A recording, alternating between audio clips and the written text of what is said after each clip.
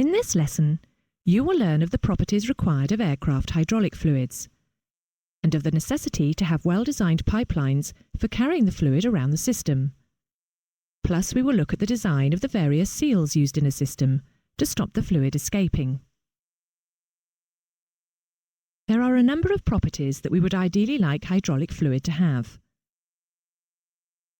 Firstly, it is essential that hydraulic fluid is relatively incompressible in its normal pressure range.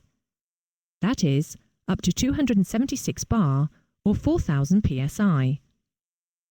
This will ensure instantaneous operation of the services. In fact, almost all liquids have this property.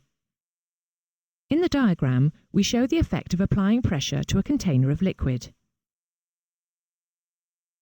When a pressure of 346 bar or 5000 psi, well above normal system operating pressure, is applied, the liquid is compressed by only 1% of its original volume, and 99% remains.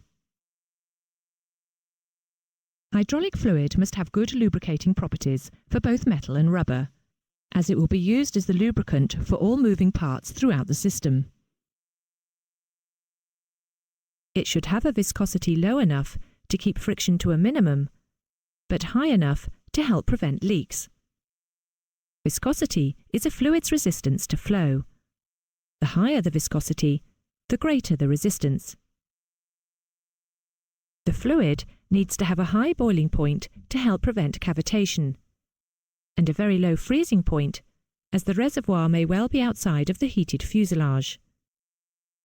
The minimum required range is plus 80 degrees centigrade to minus 70 degrees centigrade. Cavitation will be explained in a later lesson. Hydraulic fluid should be non-flammable or have a flash point above 100 degrees centigrade. It should be chemically inert and be non-corrosive. It needs to be resistant to evaporation and have freedom from sludging and foaming. Finally, it should have good storage properties, as well as being reasonably priced and readily available.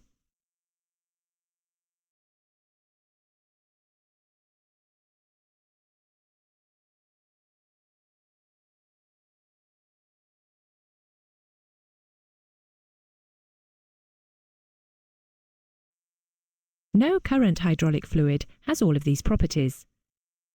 There are two types in common use, both of which are toxic and will damage skin, paintwork, sealing compounds, perspex and such like.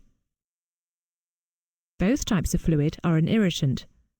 Eyes should be protected from them, and prolonged contact with skin can cause damage. Any contaminated skin should be washed with soap and water immediately. The two types of fluid you are likely to meet are Defstan 91-48 and Skydrol.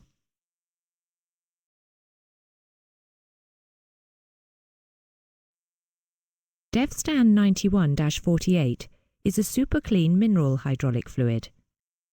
Recommended for all hydraulic systems operating under high pressures and low or very low temperatures, from minus 54 degrees Celsius to plus 90 degrees Celsius. It is equivalent to H515 NATO, OM15 Joint Service, and MIL-H-5606F in the United States. It is normally coloured red and is used in hydraulic systems with synthetic neoprene rubber seals. Skydrol is a phosphate ester-based synthetic hydraulic fluid, which is purple in colour. It is used in hydraulic systems containing synthetic butyl rubber seals. Prolonged exposure will damage skin, and eyes must be protected from it. All measures should be taken to avoid skin contact. In the event of a leak, it may spray out as a fine mist, and eye protection must be worn when investigating leaks. If any hydraulic fluid does come into contact with eyes, then they should be rinsed thoroughly with clean water.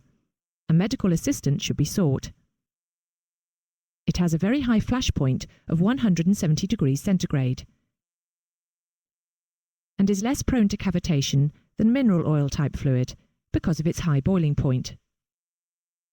Skydrol is the most dangerous to personnel, but most modern airliners use Skydrol in their hydraulic systems. Both of these fluids are flammable if subject to sufficiently high temperatures and a source of ignition. However, because of its very high flash point, Skydrol is much less so. It is of major importance that only the specified hydraulic fluid, or its approved alternative, is used in a hydraulic system.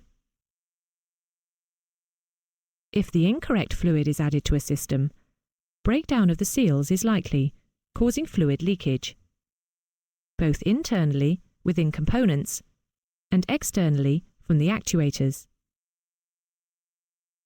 Failure of the seals in the pump could well lead to overheating.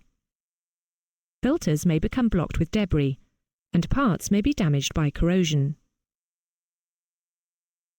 The colouring of the fluid assists in its identification and also assists in finding hydraulic leaks. However, it must never be used in isolation to identify a type of fluid. The fluid may not retain its original colour when it has been in use for some time. The specification can only be confirmed by consulting the aircraft manual and by only using fluid from sealed containers or the appropriate replenishment rig. The efficiency of a hydraulic system is governed by the resistance to motion encountered by the fluid. Force is expended in overcoming static resistance, which is friction in cylinders caused by moving parts, piston rods rubbing against bearings and seals, and by fluid rubbing against the pipe walls. Large bore pipes and frictionless pistons would allow nearly 100% of the force to be utilised, but would incur large weight and cost penalties. Friction between pistons and cylinders, and piston rods and bearings, cannot be completely eliminated. It can only be lessened by good design and workmanship. The friction between the walls of the pipes and the fluid depends upon the velocity of the fluid in the pipes, the length, bore and the internal finish of the pipes, and the number of bends. Good systems are designed with pipe runs being as short, wide and straight as is practicable.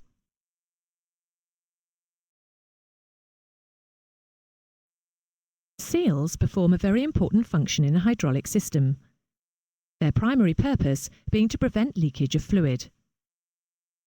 Static seals, gaskets and packing are used in many locations, and these prevent fluid leaks by being squeezed between two non-moving surfaces. Dynamic seals, fitted between sliding surfaces, may be of many different shapes, depending on their use and on the fluid pressures involved. U and V-ring seals are effective in one direction only, but O-rings and square section seals are often used where pressure is applied in either direction. Where high pressures are used, an O-ring is normally fitted with a stiff backing ring, which retains the shape of the seal and prevents it from being squeezed between the two moving surfaces. Dynamic seals require lubrication to remain effective, and wetting of the bearing surface, or a slight seepage from the seals, is normally acceptable. Seals are made in a variety of materials, depending on the type of fluid with which they are to be used. If a seal of an incorrect material is used in a system, the sealing quality will be seriously degraded, and this may lead to failure of the component. Similarly, if the incorrect hydraulic fluid is used, it will almost certainly damage the seals. Seals are easily damaged by grit, and a wiper ring is often installed on actuators to prevent any grit that may be deposited on the piston rod from contaminating the seals.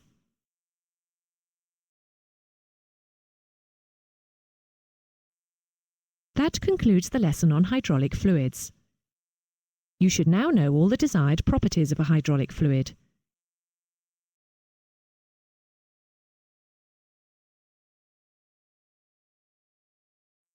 You should also know the properties of and the differences between the two commonly used fluid types, including the differences in colour and the types of seals that each can be used with.